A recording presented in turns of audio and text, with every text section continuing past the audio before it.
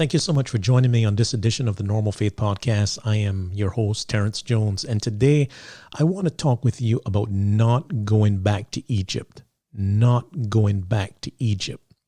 There is nothing that is more exhilarating in the Christian life than when we are convinced God has opened up a door of opportunity for us, that He is now leading us in a new direction, in a different path. There's a new season in our life. And all of a sudden we start to see possibilities and potential in our life that we didn't know of before, because there's something new happening. There's something exciting happening. There's something different happening that we believe we are moving from one place to another, and it's going to be better than it was before.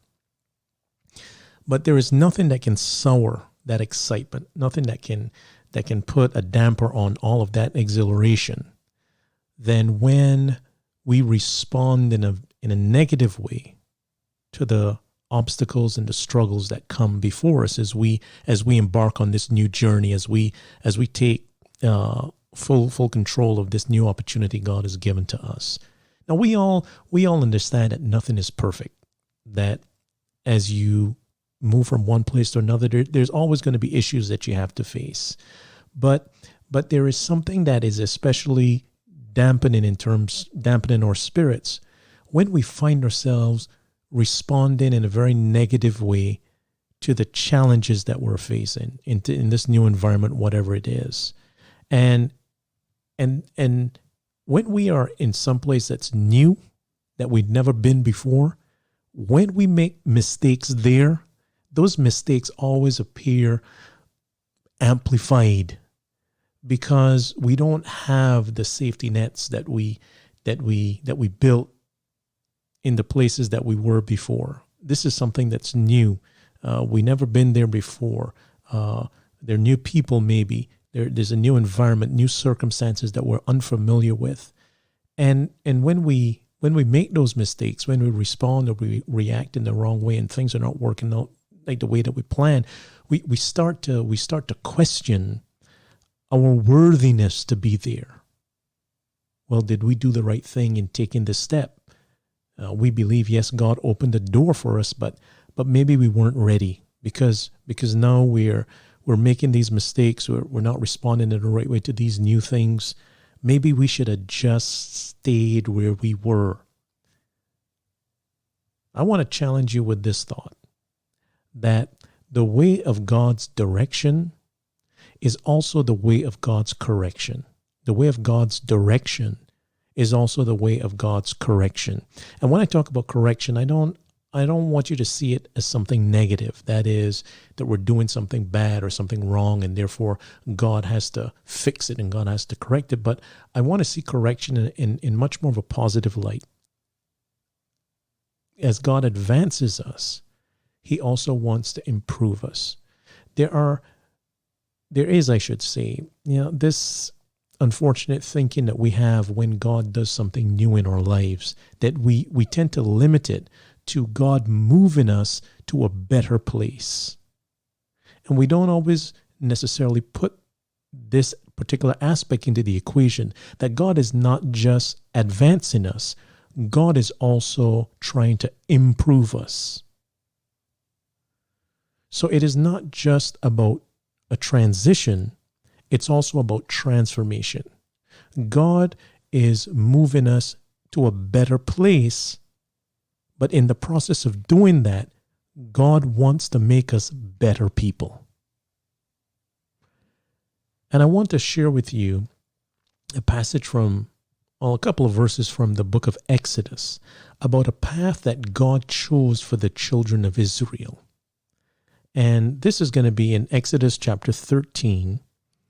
And I'm going to read verses 17 and verse 18. I'm reading out of the Christian Standard Bible.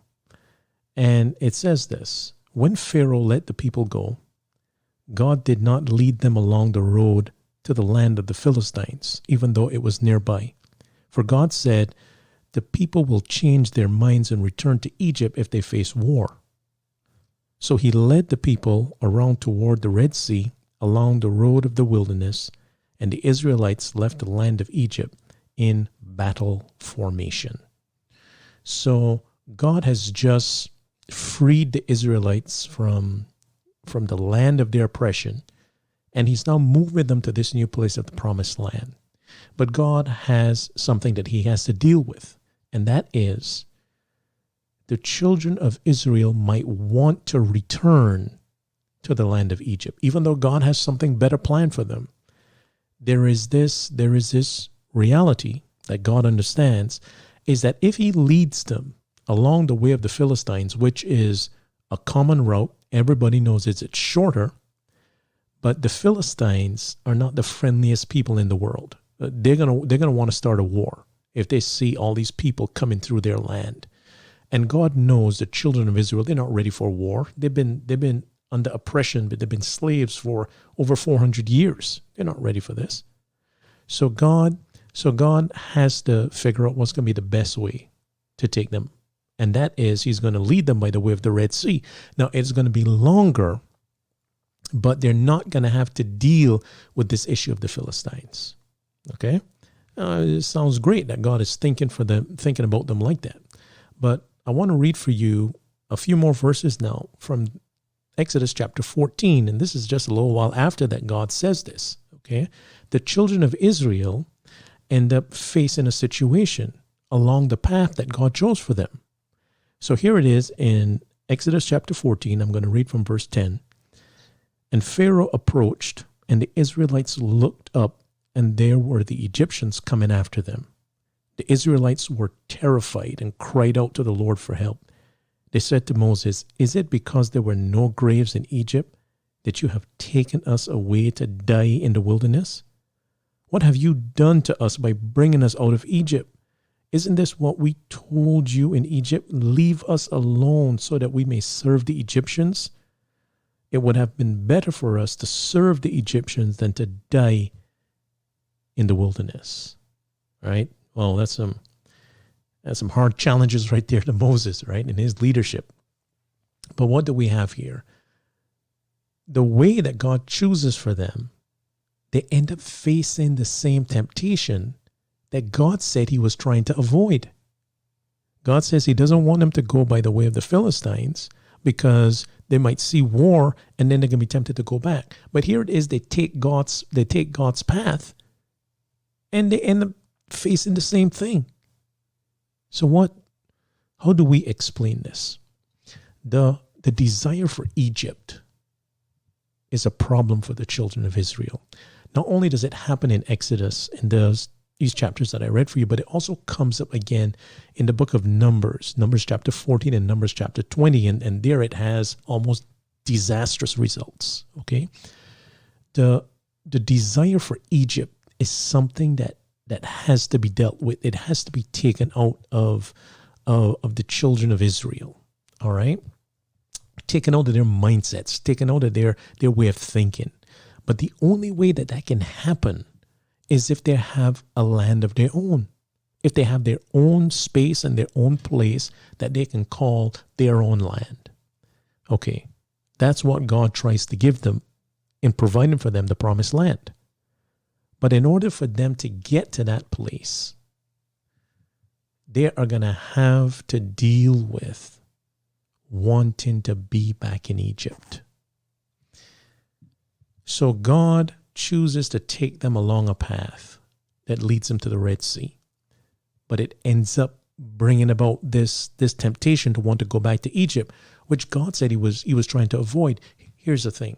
God could deal with this situation. God could deal with the desire for Egypt better by way of the Red Sea than he could deal with it by way of the Philistines. He knows that he has to deal with it, but he can deal with it better if the children of Israel go the way of the Red Sea than if they go by the way of the Philistines. All right?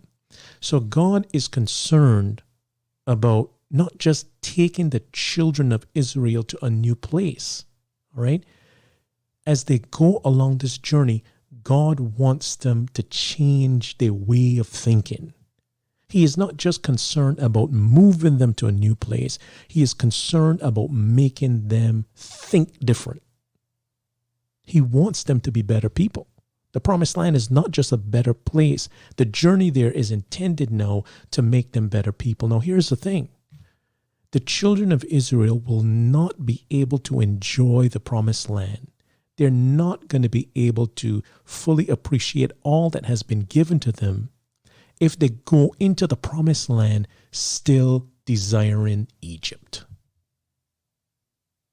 They can't appreciate all that's there. They can't appreciate all that they will be able to do if they are focused on Egypt. And this is a problem with the children of Israel that we see every time they face a challenge on this journey to what God has given to them. Every time they face a challenge that they believe that they cannot handle, they say, let's go back to Egypt.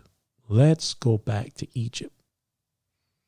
Now, before we condemn them, we should try to understand them, because we have those tendencies in us. We always want to go back to what we know, because what you know gives you control. What you know gives you comfort, right? So God has given us something new. He's led us to a new place, or he's opening doors for us. And then all of a sudden, things are not working out the way that we thought they were. There is not the potential is not coming as fast as we thought, or the possibilities are not manifesting like we thought they were going to. And then we start to feel inadequate. We start to feel as if we're no longer in control because things are not working out the way that we wanted to. And then what do you do? What do you do? You start thinking about where you came from.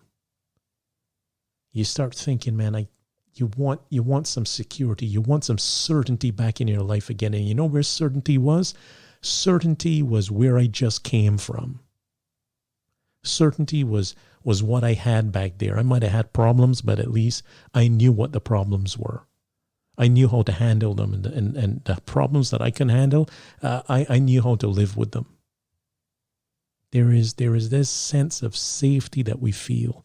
There's a security that comes with going back to what you know. It brings a sense of control back to your life, okay? And so what do we do? What do we do when we face those challenges? Instead of focusing on what is before us, we start longing for what is behind us. I want to challenge you with this, right? Don't go back to Egypt. Don't go back to Egypt. Egypt is a place of oppression, right? Egypt is a place of desperation and emptiness.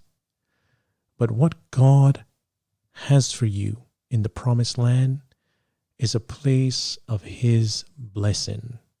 It's a place of opportunities that you can grow in.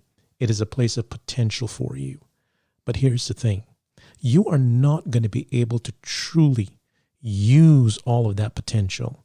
You are not going to be able to truly capitalize on all those opportunities that are there if you go into this new place with the mindset of Egypt, with the mindset of what you left. So what does God have to do? On the journey to get to this place that God has for you, his direction is also going to have to be correction. He's trying to correct your way of thinking. He is trying to not just transition you, he's trying to transform you because he is not just taking you to this better place. You have to be a better person so that when you get there, you can truly, fully use those opportunities, experience all that potential, enjoy those possibilities. You can't do that in this new way that God is leading you if you're constantly focused on what you left back in Egypt.